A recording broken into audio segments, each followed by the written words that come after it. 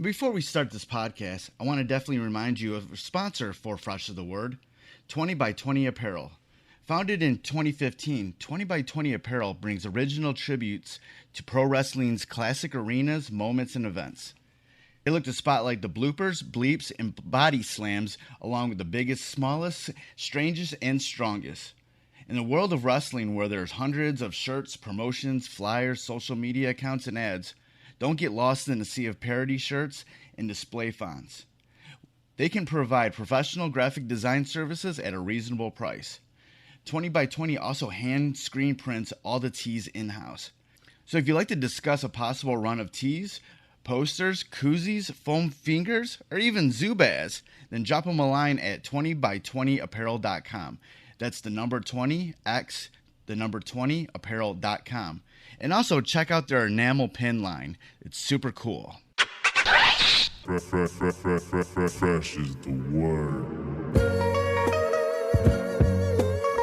I'm Jim Duggan, got long wood for plenty hoes. I keep it fresher than fresh, but you already know. You suckers bummy, I'm money, I got a ton of flows. My weed loud like a motherfucking thunder roll. Your shit quiet like you ballin' on a budget though. We see your kicks and we laugh and yellin' what it goes. You see me shining like a suit on puffy. You know my grindin' shit is too strong, buddy. That's why the dude call money. I be stuntin' like it's nothing at all.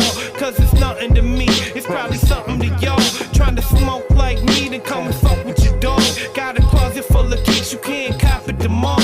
And I'm fresher than the freshest, you can tell it's in my essence. Bitch, you see the way I'm rapping, yes I do this shit to death. I tell I'm running out of breath, I tell somebody cut a check. But either way you know it's fresh, and either way you know it's fresh. Fresh, we fresh. Fresh, fresh, fresh, goddammit, we fresh. Fresh, fresh, goddammit, we so damn fresh. Welcome to the Fresh of the Word podcast. I'm your host, Kelly K. Fresh Frazier, and like always, we have the freshest of guests for you. And the guest for this episode is photographer, journalist, director, event curator, and all-in-all supporter of Detroit, Amy Nicole, and also known as her moniker, ACRONYM. How you doing? Doing good. How are you? Man, I'm good. We not suffering. We're getting through this global pandemic, doing our thing. We were just talking about before we started recording, the weird things that we kind of have to push ourselves to do now, how we have to change our game up, how we change our little lifestyles. But sometimes it's something that it's not even really a change. It's something that we've already been doing. Yeah, it's that joke of introverts are really thriving right now because they don't have to do anything. And it's kind of perfect in that sense.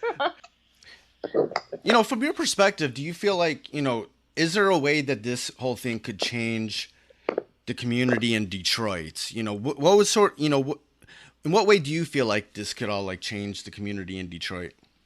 Well, I think there's going to be a lot of psychological damage and a lot of psychological behavior shifts in this, I think, because people that are alive right now have never experienced this with the exception of maybe a really, really old person during wartime. So nobody's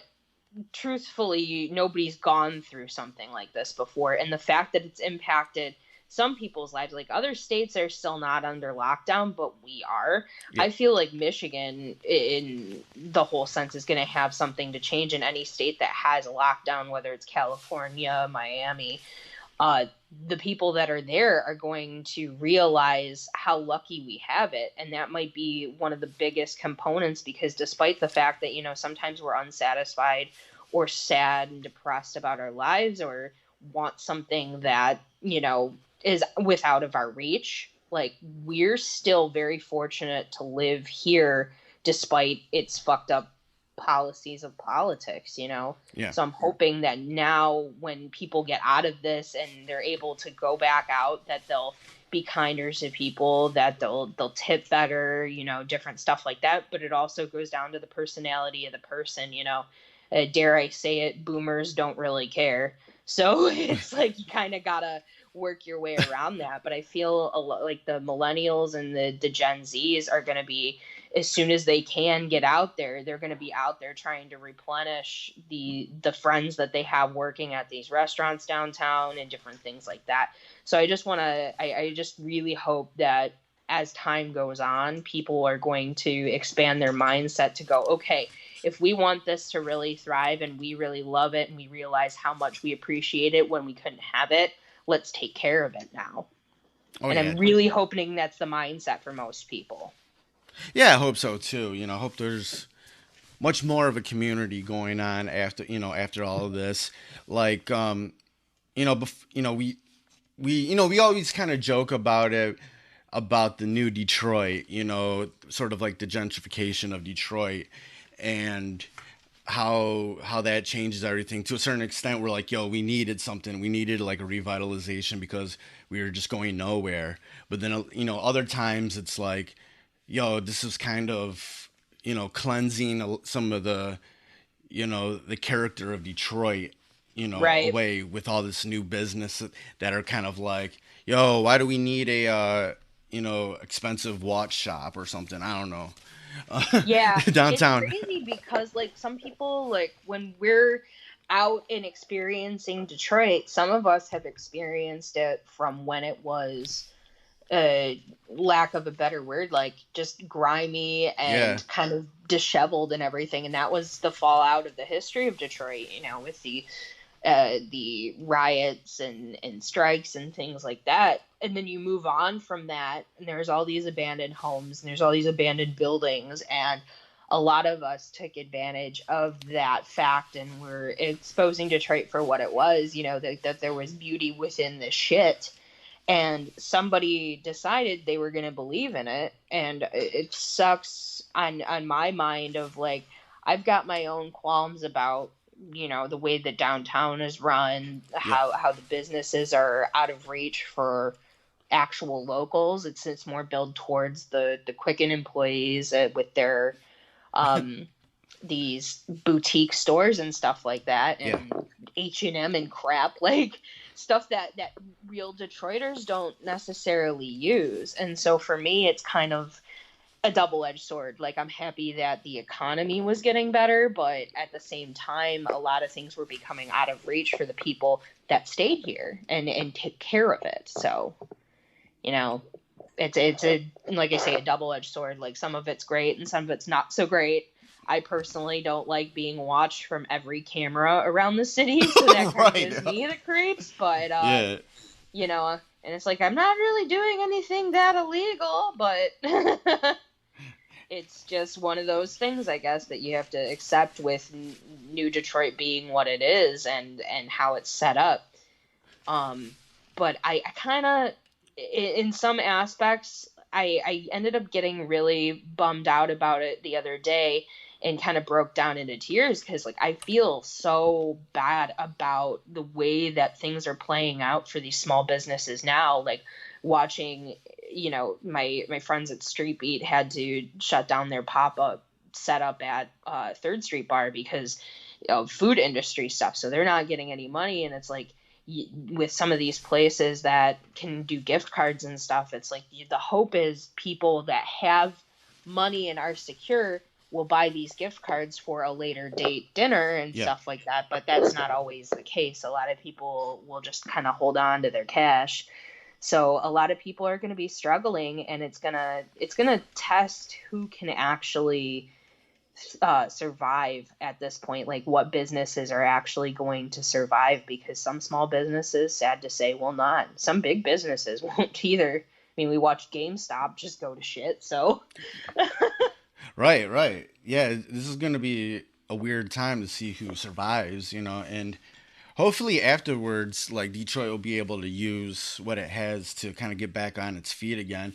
I mean, the one thing that Detroit has that other big cities don't have is that there's a lot of land in Detroit that is not being used in, like, the hoods and stuff like that they've cleared from burnt down houses and stuff. There is a lot of land that's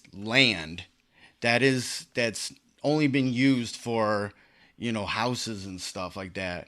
And I wish there could be, like, more farming and stuff like that. I wish, like, Detroit would be sort of like that, be on the forefront of urban farming and stuff like that, and Right. really And there make are some places now, at least, like, I mean, at one point, there were like maybe 3 or 4, because I know that I also work with Detroit is one of the other publications I write for. And I know there was a piece that went out at one point about urban farming in Detroit. And obviously that's pre this issue with coronavirus. But yeah. I mean, there's the option for that. And obviously I'm going to say it because I'm the stoner. Like, there's an option for some of these warehouses to be grows if they could just get it together. Yeah, we got a lot of buildings, a lot of warehouses. There's a lot of like structures. There's a lot of land. There's things that just aren't being used that other big cities don't have the luxury because they've built it up so much, that Right. we can be on the forefront of a lot of, and have the space to do so. But like at the same time, it's in the hands of all these politicians and stuff. That do they want to do it? Do they believe in it?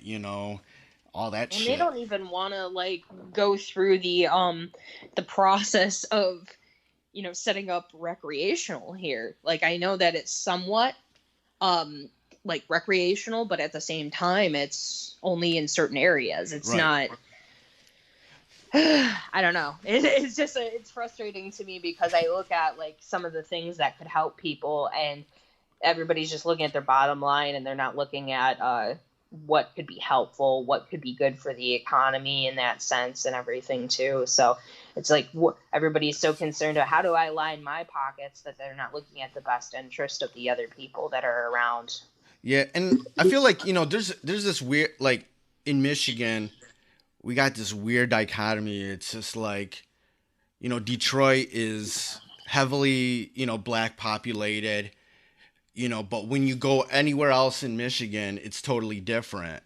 It's like, got a much stronger, like, sort of Republican conservative, like, sort of population, so you kind of have this, like, thing where you have these, like, this weird dichotomy of people that are like on opposite ends trying to Right. And it's the people that are like going out in the suburbs and voting and different things like that that are causing changes for Detroiters.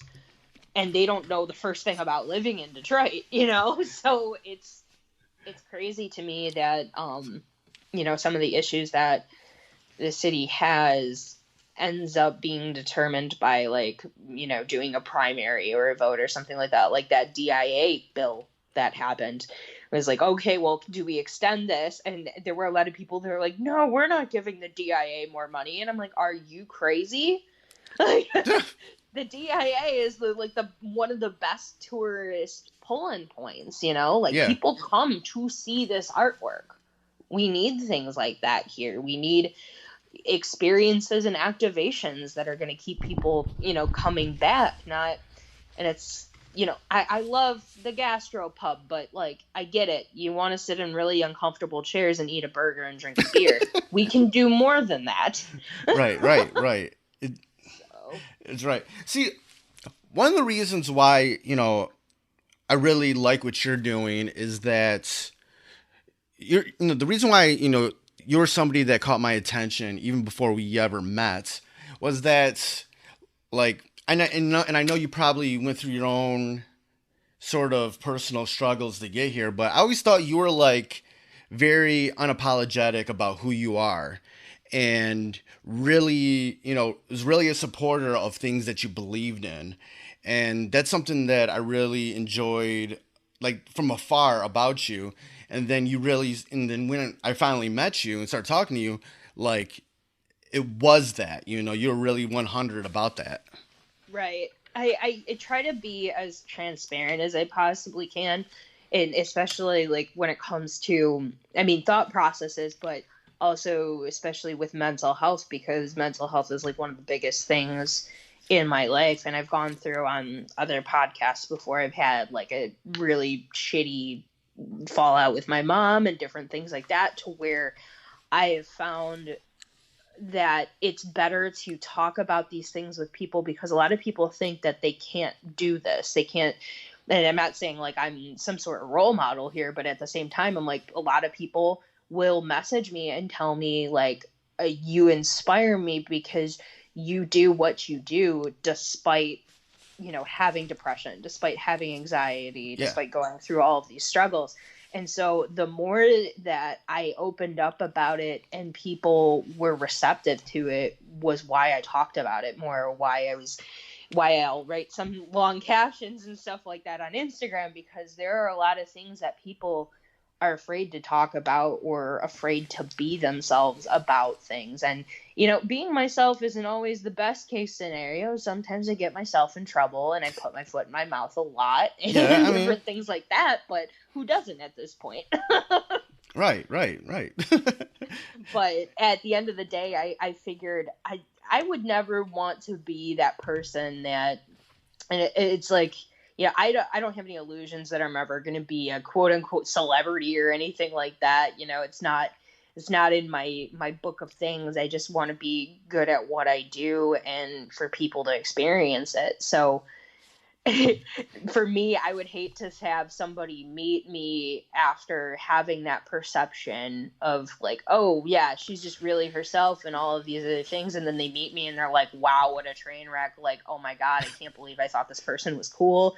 Or like that they thought that I had it together. And it's, the more I am open about it, the more I feel like people get what they want out of me, Right. in knowing that when I say to somebody, my DMs are open if you need to talk, like, I'm not kidding around about that. I probably spend more time than any normal human should talking to strangers about their issues, just because sometimes people need to talk. And I've been to that point where I've had, my bouts with battling suicidal thoughts and different things like that over the years. And I don't want anybody to ever feel like they're alone.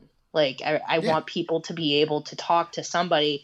And if they don't have that person, to be able to confide in me, because I would rather keep someone alive and spend 15 minutes of my time rather than, them go off and feel like they have no one to care for them. So it's kind of, I get a lot of, from my business friends, they tell me like, you got to cut that shit out. You got to stop wasting time. You got to, go. And I'm like, that's not who I am. No, and I don't believe in that. If you're always like the person who's on the grind doing stuff for business purposes, like, that's eventually going to show, and it's going to like turn people off. People see through that, but if you can show that human side of you, like, that goes a long way with people. That's what I believe. And it seems that when you meet people that have been impacted by that, and they see like, okay, like, you got my back, it's a really crazy thing. But to have someone that you can lean on, that isn't even in your circle half the time, but can be there for you, is the most important thing in the world. And that's why I say it goes back to talking about the grocery store clerks and all these different people, is it's showing that humanity really plays a big part into what I do as a person, because I feel like that's my strongest asset. I used to just be a photographer, and then I started writing, and then I had these two different things. I put them together, and it made it more lethal to have visual with words, because I tend to write better than I speak. But when I do those things and it touches somebody, like, that is really impactful to me. Like, that makes me feel like I am making a dent in a really shitty world. And it's a world that a lot of people told me I didn't belong in, but I'm still here, and I'm still pushing to try and make some sort of impact. And as long as I make everybody a little bit better than they were before I go, that's what's important to me, that I impacted somebody. Yeah, when I was kind of going through my own thing with my own mental health, I knew I wanted to share what I was going through with people. And then it was like all these different things that I was like learning, paying attention to, that eventually, like, when I started, recently, when I came out as being queer and not in gender non-binary, and seeing all the things that led me to that, like, and putting it out in written form, an essay, and seeing how all this stuff sort of links together. Like, mad people were like asking me questions about different things, not just the queer thing or anything. They're asking me about my sobriety. They're asking me about mental health and stuff like that, and how all that links in together. And the thing is like, if you go through those stories, you go through those, times, you experience that, and you're able to share it with people, and share it with people in a way where you don't make yourself the authority of it. Right. Like, I think that's an important thing. Do not, like, just share it with people, and make it seem like we can all have our own version of what this is Right. what I think is important, and that's something I always liked about you. You have like your own version of who you are, and I feel like that's what you try to do. Yeah, it really just try to be, open and go, okay, this is my situation, this is my story, but you may relate to it, and that's kind of where my head's at with it. Like, the one thing that always like bugged me, and this was something that was a part of me, like, struggling with my own sexuality and my gender identity, was like times when people would come out as gay, but the way they did it, like, they made themselves seem like they were some sort of big authority or some big voice for the gay community, when you're just Right. like, yo, chill, bro. Like, you don't need to do all that. Just like, and then I like, what brought me comfort to finding myself was, and this was a lot of times I met through people in a creative community, mostly like the comic creators community, where I was meeting all these people who identified themselves as queer, but they were in their own version of it, and it was all these different flavors and everything. And it was just like, yo, that's what I liked about it, is that, and that doesn't even have to do with just like your sexuality. That can be with anything. Is just finding your own version of your expression of who you are, your identity in any sort of way. And I feel like, when you try to become that person who's like, try to be like the center of it, you try to make it all about yourself. I think that's very, very, like, people don't want to, it's kind of hard to relate to that. But if you kind of keep it open-ended and being like, yo, you can be the version that you want to be, like, all those things that are popping up in your head of things that you want to do, you can do them. That's cool. Right. And it's interesting when it comes to LGBTQ community in itself too, because there are some people that are very like, yes, open arms. I want you to be here and experience this and be happy about it. And then there's some communities that are kind of gatekeepers, and they're, try to shove you out because they don't feel that your version of representation is valid. Right. And that's been something that I've struggled with here and there, because it's like, I don't parade around and be like, hey, I'm bisexual, I'm pansexual, but I consider myself a pansexual person. Right. And people don't respect, like, either, pan or bi communities, because they figure they see that I'm engaged to a man. Yeah, exactly. They automatically act like, well, that means you're straight. No. And both of me and Right. Chucker is as gay as $3 bills. You just don't see it, like, And for me, it's, I don't try to stand there and say, oh, like, I'm part of this community and blah, blah, blah. And I don't, blast it all over the place. But I try to at least be open about it, in the sense of, like, people are able to fall in love with who they want now. And that becomes a struggle, but it's also a lifestyle change. Yeah. People will want to live a certain way. And especially with, like, the non-binary side of community and everything, it is not stupid to be able to, call someone their proper gender that they identify as. Like, some people act like it's stupid or won't respect it.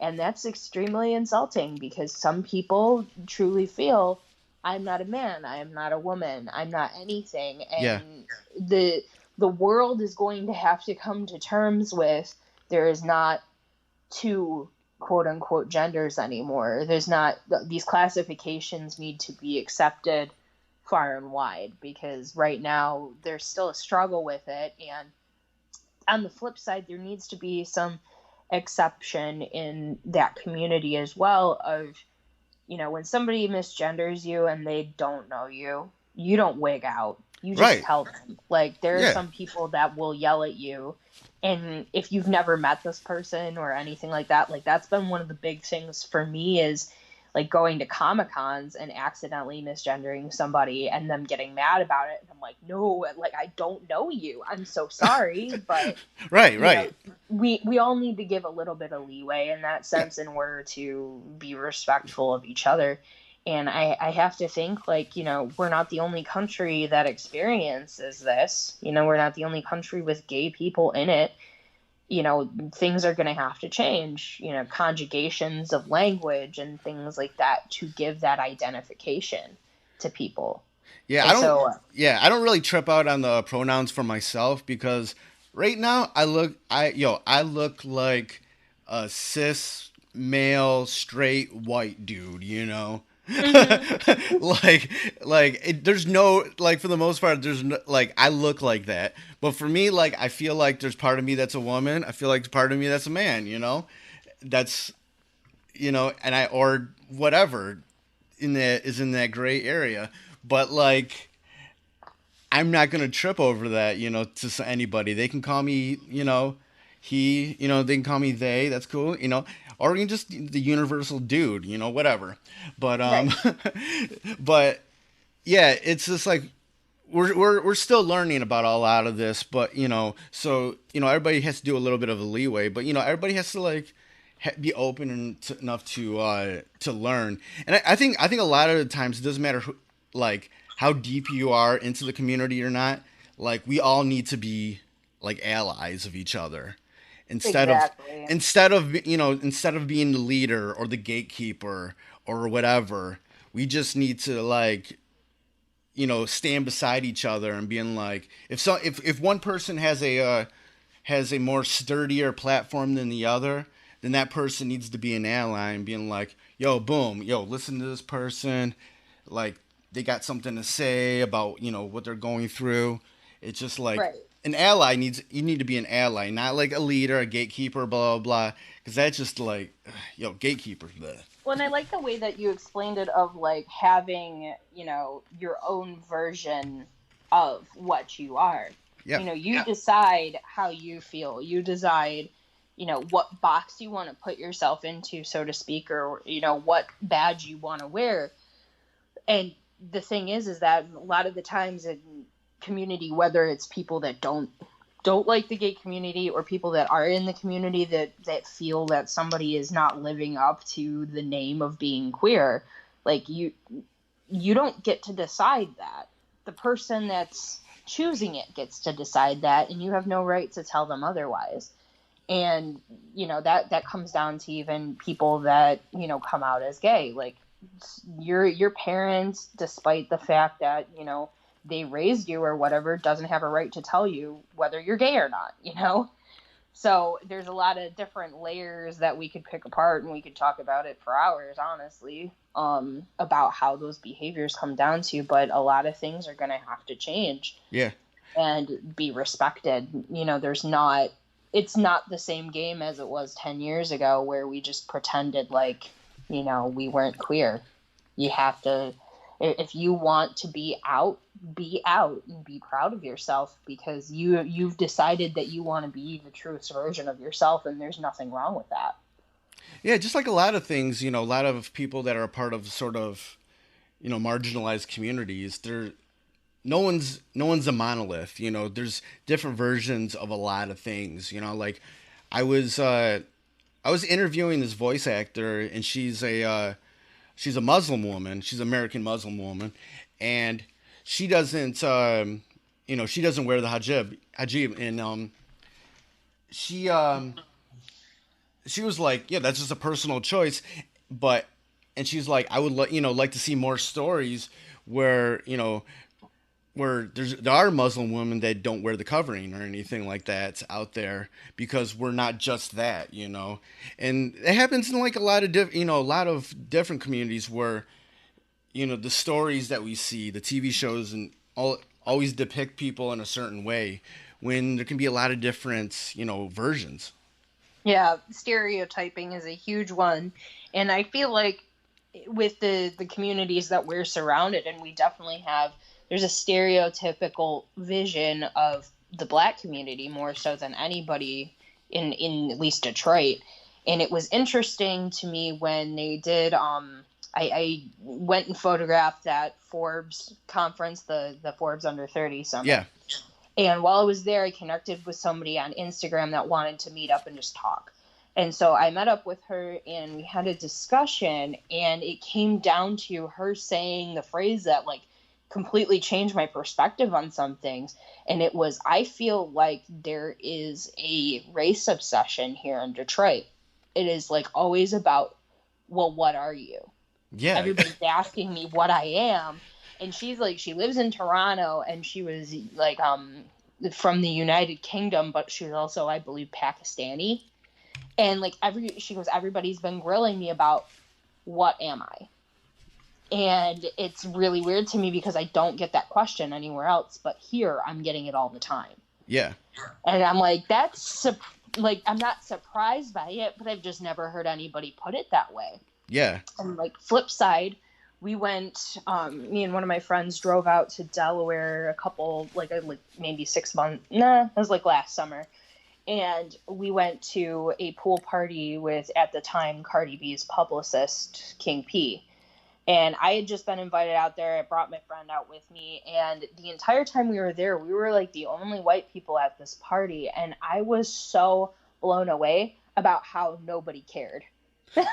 Word, yeah. It was amazing to me because never once did I hear those white girls. Never once did I, hear anybody say anything like that. And we were definitely in the minority. We were, 2 out of 4 of the white people there, and no one said anything. Everybody was kind and courteous and having a good time and all of these different things. And we never got any backlash from it.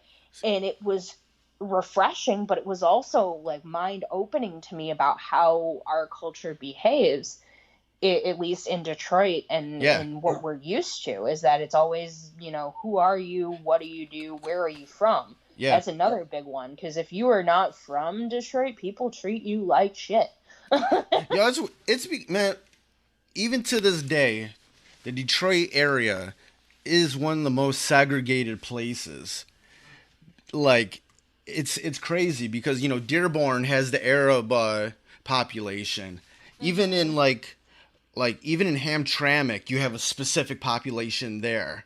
And then you go outside in the rest of Detroit and it's black, but then you go outside of the city, it's predominantly white, and it's just like all these, it's gotten a little bit more mixed in recent years, but it's still very much segregated. And the thing is that all those different packets of people, bring their own sort of energy into anything, and it doesn't necessarily feel comfortable all the time. So that's why people are always like questioning who you are, where you from, blah, blah, blah, is because we just always lived in segregation here.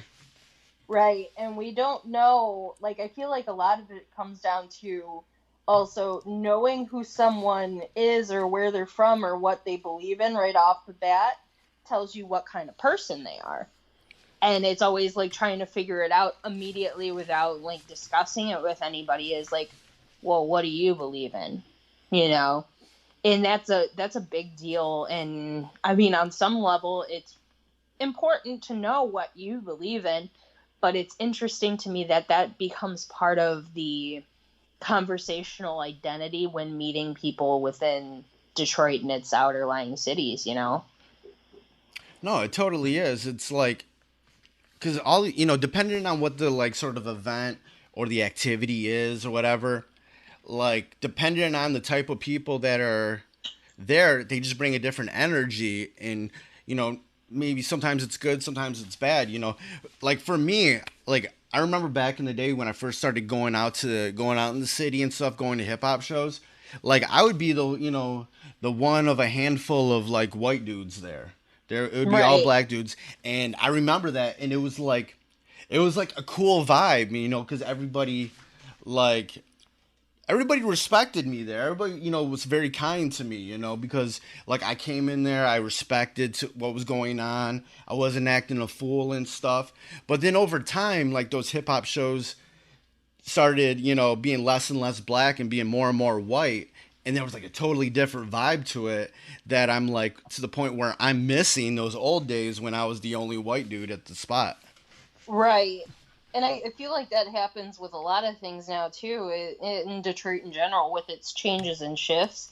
Like going downtown used to be a creative thing for me. Like I would go down there and find these buildings that I used to hang out in to take pictures, and I was constantly shooting with people because the community was very fresh and there were a lot of things to be done and discovered. And now it's like I'm finding more and more everything is oversaturated, and everything has just, the vibe has changed. You know, it's so pristine clean anymore, and you know, I miss the grit that existed.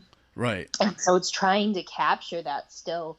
Because I've been running around for a long time now. Like, I've been doing this for a better part of, like, you know, at least 8 years or so. And for me, I see that change being so prominent that I miss shitty old Detroit, because I don't see as much of the creativity and that vibe of just like we're constantly pulling ourselves up from the bootstraps. And in some ways this virus to me may kind of push some of the difference there. Like it may send some things backwards, and it's a shame that some people will lose their businesses. It's a shame that certain things are, but there's a teeny tiny part of me that misses just the lawlessness. It's so bizarre. No, because a lot of our creativity in Detroit was just like from people, you know, congregating at a spot, just shooting the shit, you know, meeting people without rules, you know, Without the internet too. like the internet the without internet's so much bigger now, and the communities are so crazy to the point of like they're clicky now. yeah, And it's just terrible. I have no idea what's going on in the city of Detroit anymore. I'm just like, yo, all right.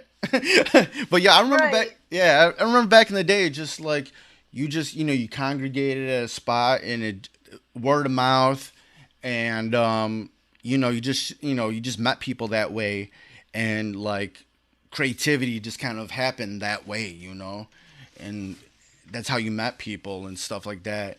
Now there's too much, like there's too many rules, too many like policies, too many like, you know, yeah, because there's so much of an online presence that you're also like sort of comparing it to other places too.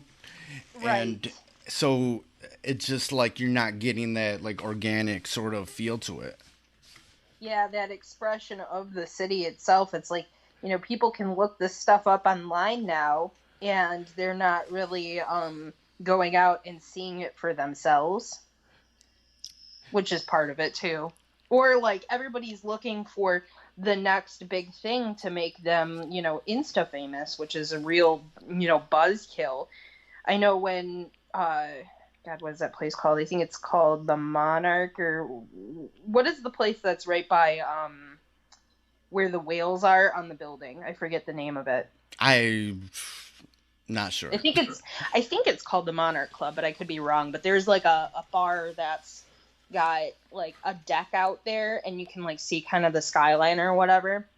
And with that and Deluxe Flux, two places where like the day or the week or the month that it opened, all I saw were pictures from that location that everybody piled into these places, and they had to get their influencer style picture at this location. Like, look, I'm hip. I was here.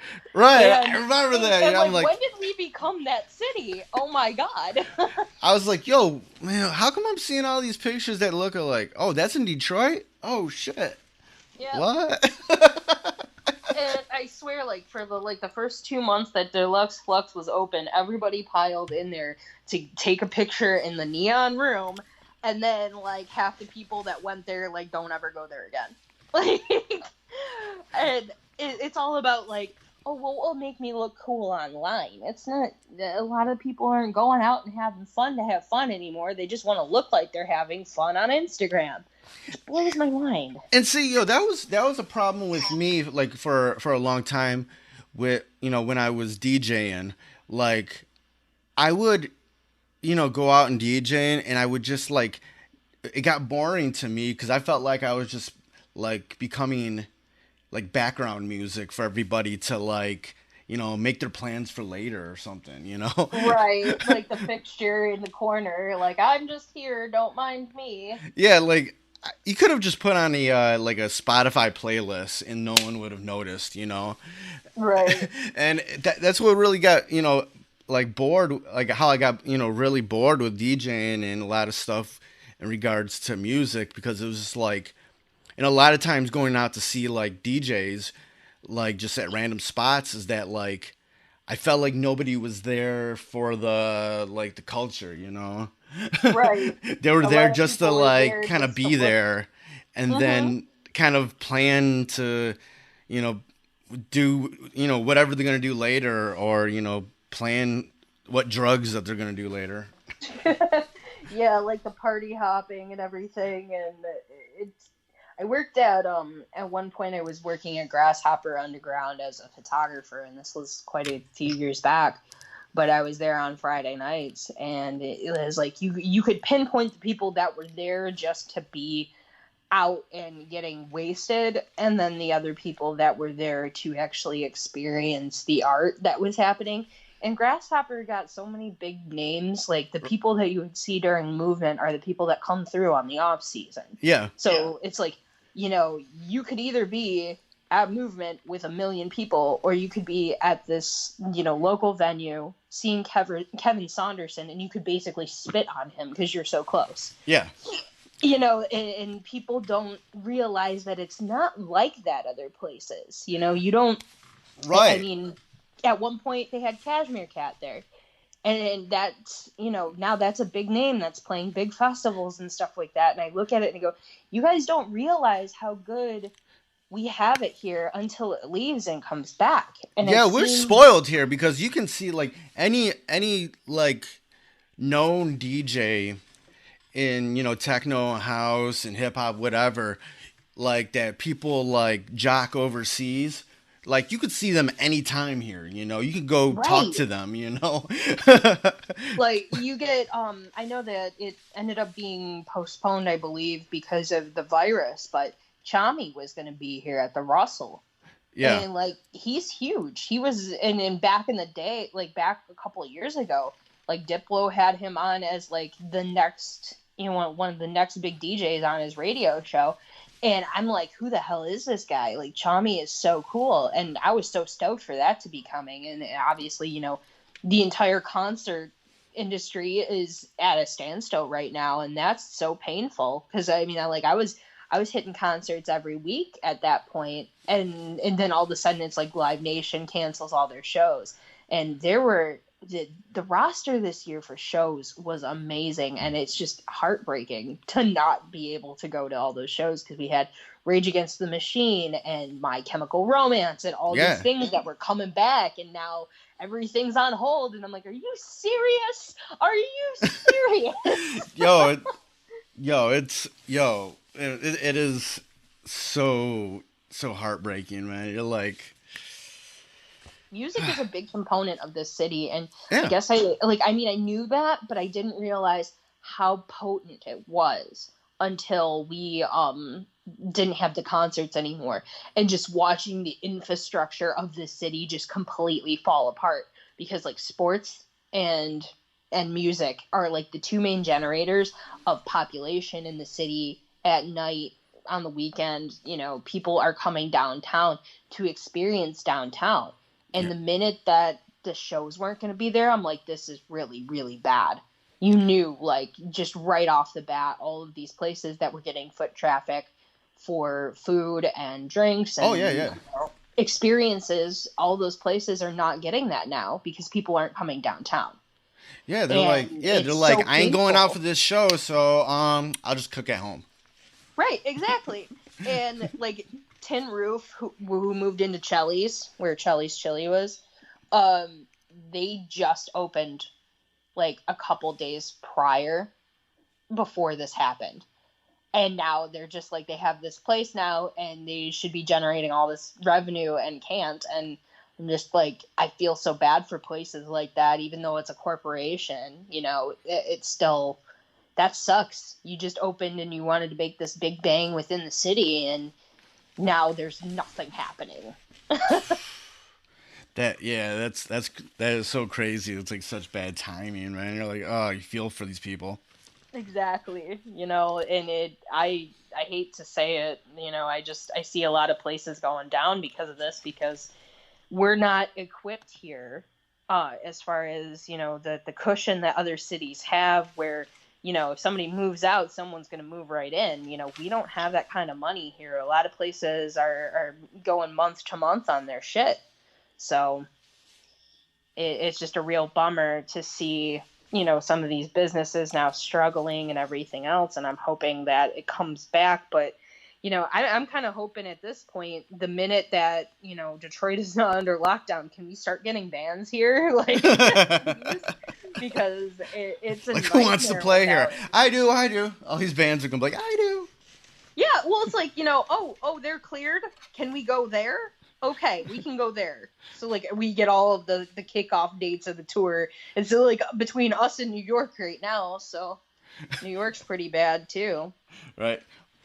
When it comes to all the things that you do, you know, being a photographer, a writer, you know, do all these other things, like, what's sort of like your, you know, your purpose to having all these different sort of avenues that sort of lend each other to each thing, you know, and how do you hope to support the people that you work with when at many times, you know, a lot of things, especially with photographers and other sort of creative things, you know, there can be a bit of a cool kids club within like certain cities, certain circles in regards to, you know, who kind of gets noticed. You know, how do you feel like you get noticed, and what do you want to sort of, you know, how do you want to satisfy your clients and the people that you work with? Well, I mean, first things first, with like I say, there is cliques here, there are different groups here.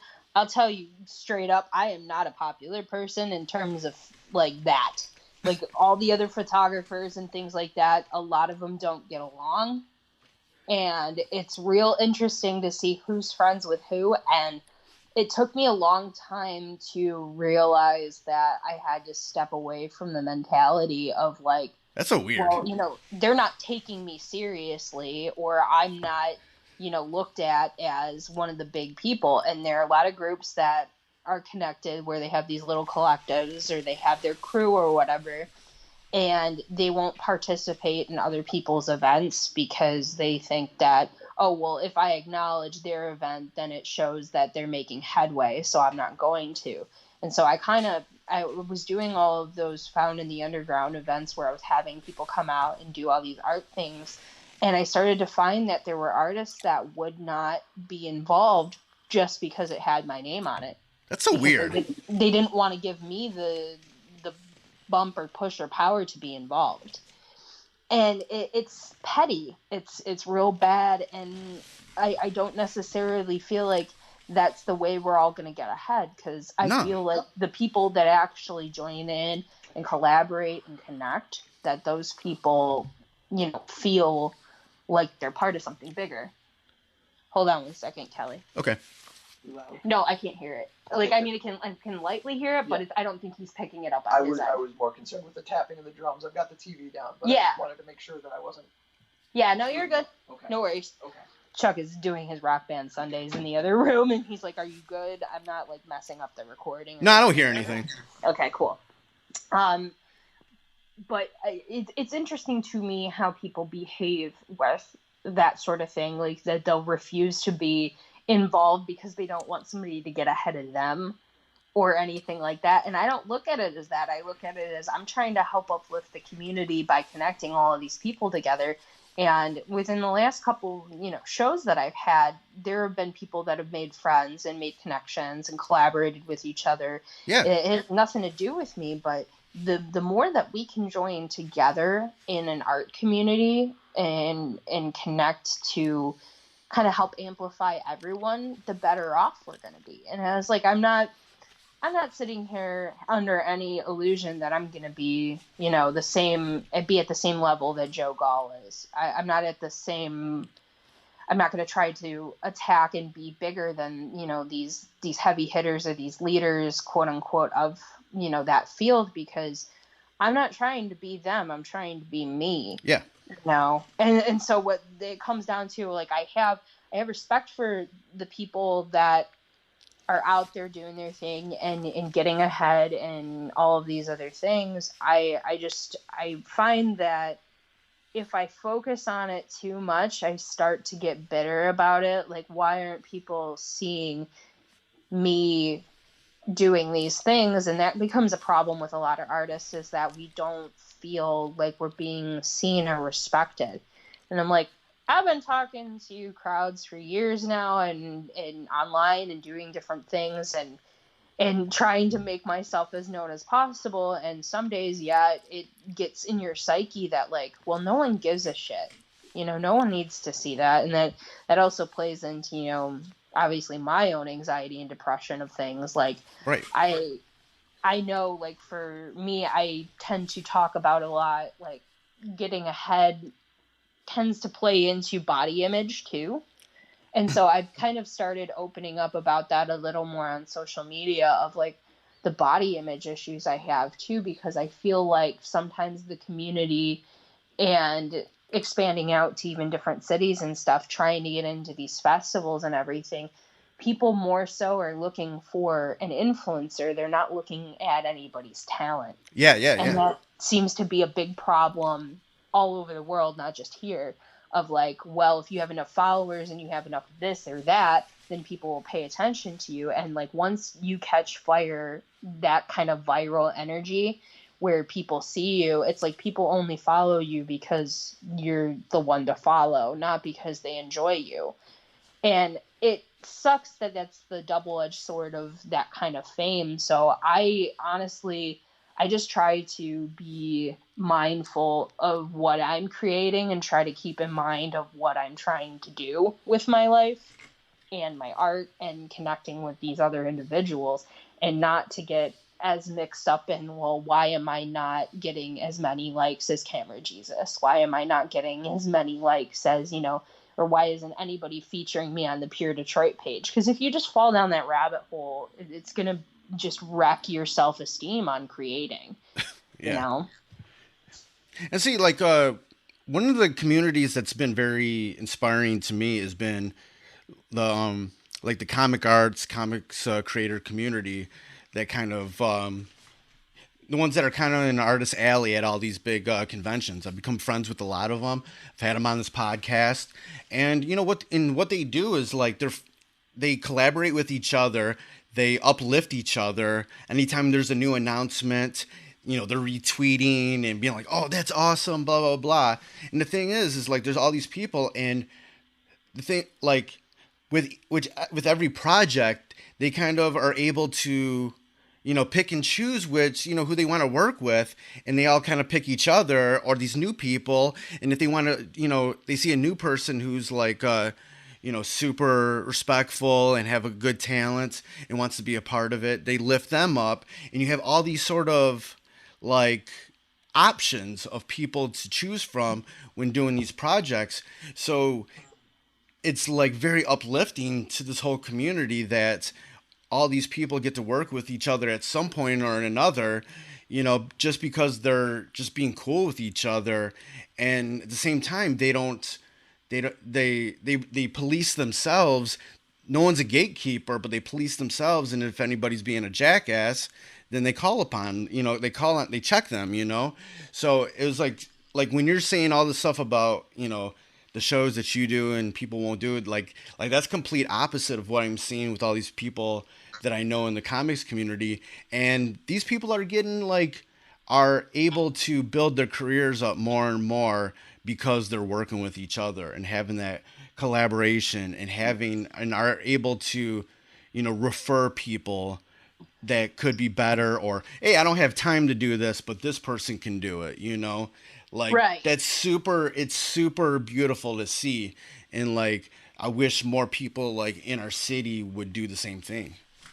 Yeah, I agree. And I feel like, there are some, don't get me wrong, there are some groups that do connect, and they do have, these little collectives and things like that, and they help each other. I do wish that people were a little bit more open to collaboration overall. But when I look at some of the other communities, even photographer wise, it splits off into who does editorial, who does urban exploring, who does, who's trying to be the next Peter McKinnon of Detroit, and different things like that. But I see collaboration within some of the the drawing community, as far as drawing and painting, or there are obviously graffiti artists have their own cliques and stuff like that too, so that doesn't fit as much. But I'll say this too, I feel like I've been very welcomed into the marijuana community with everything that I've shared. Yeah. And I've kind of been going harder on that end, just because that seems to be a community that is open to talking and open to collaborating and being open to, being respectful of each other. Yeah. When somebody, you can go through and people will do, there are different, growth tactics that you can use on Instagram and things like that, because I've used those over the years of going through and liking and commenting and connecting with people. And when you're doing that, there's no bigger return that I've noticed other than the marijuana community. Everybody wants to be a part or see what you're doing. Yeah. And that's been really rewarding over the past couple months with me, is connecting with those type of groups. People, and there's a lot of different people in that group. There's a lot of people from different jobs and careers and stuff like that, walks of life, that's a part of that marijuana community. Right, exactly. And so that's what's making it so cool to me. And obviously, because we're in Michigan and we have Hash Bash, and we've got these other, events normally. Normally, yeah. Things like that, people have the opportunity to connect, and people have the opportunity to, have the good vibe about it. Because I'll say that when I was going to, we went to Cannabis Cup and things like that, I found I created connections with people way better. There was a guy that lived a couple hours away that came to one of the art shows I threw, and I met him in line in Clio at the High Times Festival. It was just a random dude, and I told him about the show, and he showed up. Nice. And it blew my mind, and it made my day, because I was just wow, these people really want to connect. They want to have, somebody to kind of be, not necessarily a leader, but somebody to see what's going on, what's the new cool thing, or what to connect with. So I've had a lot of fun with the weed community and the influencer realm because of that. And I know people look at the word influencer as a dirty word and things like that, but in my case, it's been rewarding to be able to connect with brands and connect with other people through those brands because of it. And, I've made some real good friends and fans through it. So, I'm not sitting here going oh my God, I need to be the biggest stoner in the world online. And I know I've been pushing it lately, but, it seems to be it seems to be a more open community than these writers and photographers and different things, because I know over the years there's been more gripes and issues of connecting, and it's the same thing with people respecting art and, you know, paying for art and everything else. Like, the minute I started asking what I was worth as far as compensation was concerned, I lost probably 80% of the people that I was shooting with, because they can go find somebody else to do it cheaper or for free. So there's a lot of different shifts that are happening all at the same time, but I feel like as long as there are people that desire to still connect with others, like, we should be in a good position. And I think, like, right now especially, not only do I feel like coronavirus is causing a lot of us to be more creative, but it's also causing us to have conversations with people. Like, we can't hang out with people, so we actually have to sit and talk to them, or sit and have a conversation via text, or, you know, do a FaceTime, or have these little Google Hangouts or something. People are having to reconnect in that way and use their souls a little bit more right now, because we're not out getting bombed, and we're not out, Right. you know, having all of these distractions. A lot of what we do as entertainment is a distraction from daily life. Yeah. And I think a lot of people not only are going to have conversations with other people, but they're going to have internal ones with themselves about who they are as a person. And so I feel like there might be a good mental health angle to it too. I just totally rambled. I don't even remember what I was actually talking about question-wise, but no, it's perfect. It was exactly, everything ties in with me, you know, every little thing. As far as like the different genres of things that I do, and, you know, connecting people within certain realms, I feel like it's the most powerful to connect like visuals and heart and words all together. And I feel like that might be where some of my success comes from, is to your point of like being that unapologetic voice, is that I try to, as much as possible, speak to those that I know feel like me. Yeah. Yeah, when it comes to like people in Detroit that maybe people don't know about, you know, who, like, off the top of your head, who are some just like artists, creative people that you feel like people need to know more about? Fiverr. Fiverr, aka Ken Duchesne III, is one of my buddies, and he is a great graffiti artist, a great muralist, a great graphic designer, everything. And he's he's pretty well known, I guess, throughout the community, but I just feel like he's destined for awesome shit, and he's doing these showcases that are in different areas now. Like, you know, he's going to have one in Miami at some point. I know some of this stuff is, you know, going to be a little off due to coronavirus, but, you know, he's starting to set up more and more activations and stuff, and I think it's super cool to see him thrive. And then my other buddy, Brandon Ottenbacher, is super smart, super fun to work with, and he's basically been my right hand on all the shows that I've done. But he does visual arts, both with like photography with his girlfriend Paige Albin, who is just killer with her portraits, but also he does a lot of visual effects and creative stuff for movies. And he was a creative director for a movie that we worked on over the summer that is supposed to supposedly come out this year, called Wolfhound. So like those two don't get enough recognition, I think, and it's a lot of it comes down to, you know, a lot of artists aren't doing as much reach out when it comes to posting stuff on social media and being like the squeaky wheel that gets the oil, because I feel like I fall into that category more often than not. Is like, I don't shut up so people know who I am, but there are a lot of people that, you know, do great, amazing things that they just don't push themselves on social media like they should.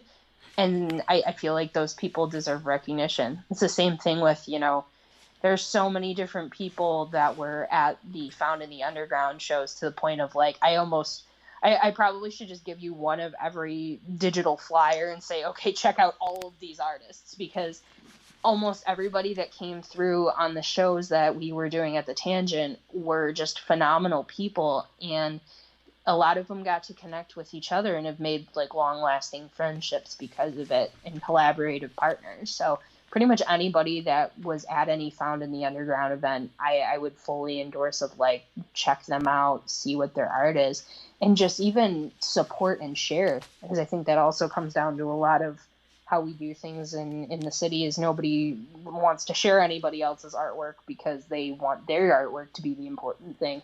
And I feel like the more that we support each other and show off those people, you know, like, people wouldn't expect me to plug another photographer because I am one, but I constantly try to share other people's things and share their work, or try to give people opportunities to show off their work for that reason. Because, you know, it does me no use to have a battle with, like I said, Brandon's girlfriend is phenomenal at photography and doing art painting, Paige Albin hex tapes. There's no reason for me to start a war with her just because she's another photographer. Right. And that's how a lot of people behave in this industry. It's like, oh, well, you do what I do, so I can't support you. And I think that's bullshit. That is bullshit. There's room for everybody. There's room for everybody. And same thing with the concert community. Like, there are some good eggs and there are some bad eggs. And there's like one bad egg in particular that tries to argue with people in the pit to make them feel uncomfortable so they have their space. And I think that if I could find, you know, some sort of way to expose that person for their behavior, I feel like I would feel better about myself a little bit by just not sitting on it and being angry. But there are some people that are just, they're bad eggs and they don't have any respect for anybody else. And we have to deal with those things as we can. But I feel like if everybody, especially like I said, just photographers are pretty toxic sometimes. I really wish out of every community that the photographers would find a way to work together better. There's something I always like to ask people during these interviews for the podcast, is that what sort of a nugget of knowledge from your life and career that anybody listening to this, no matter what they do, no matter what their avenue of artistry is, that they can sort of project into their own life? Focus more on your own craft and what you want to accomplish yourself, instead of looking what everybody else is doing and being jealous about it. That is one of the biggest problems that I had to solve within my own self about creating. And I was constantly trying to, you know, keep up with what everybody else was doing, or, you know, trying to fit in, and it comes down to that I don't fit in with a lot of things. But I realized in myself that it wasn't worth the agony I was putting myself through of comparing myself to others and going, well, why isn't that me? And I feel like a lot of people, whether they want to voice it or not, come down to that problem when they're looking up at these idols and heroes that they have, or the people that are in their community, and like, well, if I could just beat that person, I'll be good. And I feel like that's something that a lot of people need to grapple with, is like, stop looking at everybody else and what they're accomplishing, because it doesn't negate your accomplishments, and try to just create your own and use that energy to create your own. And if you're going to get bitter and angry about it, use it to drive you. If you really can't let it go, use it to fuel your desire to be better. Exactly. Yeah, I think we all have gone through some sort of version of that, you know, and it's really good when you can let that kind of go and not compare yourselves to others. And it kind of comes and goes sometimes. Yeah, and it comes back. Yeah, don't get mad at yourself if you feel it, because I know it happens to me where I see something and I'm like, well, why isn't that me? And then I'm like, wait, check yourself. And I'm getting a lot better of like having my own internal dialogue of saying like, wait a minute, stop. There's something that's bothering you or triggering you here. Figure out what it is and fix it. rather than just trying to blow through it, because I spent a lot of my earlier years of my career just pushing, trying to get ahead and do different things, and not grappling with my own issues with it or what damage I was doing to myself in that process. So now that I'm paying more attention to my mental health and how I create, I can at least identify when I'm going off the deep end and rationalize with myself, okay, you gotta take a step back. You got to figure out what's bothering you about this and what you can do to change it. Definitely. All right, Amy, it's been great talking with you. A great Detroit heavy episode. Definitely wanted to do more of this for Fresh is the Word. Before we get out of here, where can people go online and get more information about everything you're working on? I have my website, which is acronymofficial.com. We've got the writing and the photography on there all kind of mixed in. I'm going to be splitting them eventually, and then there will be an acronym zine and an acronym official. But I'm not quite there yet. I'm working on it. And then as far as all of my social media handles are pretty much all acronym official. There'll be Twitter, Instagram, Facebook, Twitch, Patreon, and then the two that are just acronym with nothing else attached to it are Ko-fi, which is where you can support me if you want to buy me a coffee. And then my YouTube is just an acronym. So, and TikTok is acronym official. Man, you everywhere. Everywhere. I'm literally as in many places as it makes sense for me to be. Except, nobody cares about Google Plus. Fuck that thing. All right. Or OnlyFans. You got OnlyFans? No, not yet. Depends on how bad this gets. All right? There might be some titty to be shown. Hey, yo, thank you for listening to this episode of Fresh is the Word, hosted and produced by myself, Kelly K. Fresh Frazier. Empowered by Anchor at anchor.fm/freshoftheword. Intro theme music by Foulmouth, Shimmy Bango, and Knox Money. Fresh of the Word is available on all major streaming platforms. Please rate and review on Apple Podcasts and Stitcher. If you want to support Fresh of the Word, please consider pledging via Patreon at patreon.com/freshoftheword. Follow Fresh of the Word on social media on Twitter at Fresh is the Pod, on Instagram at Fresh is the Word Podcast, and join the Facebook group at facebook.com/groups/Fresh is the Word. For more information about Fresh is the Word and our other podcasts, Breaking Records and Renaissance Soul, and a collection of pop culture articles and reviews, please visit freshasthepodcast.com. Thank you for listening and your support. Goodbye and good night. Fresh is the word.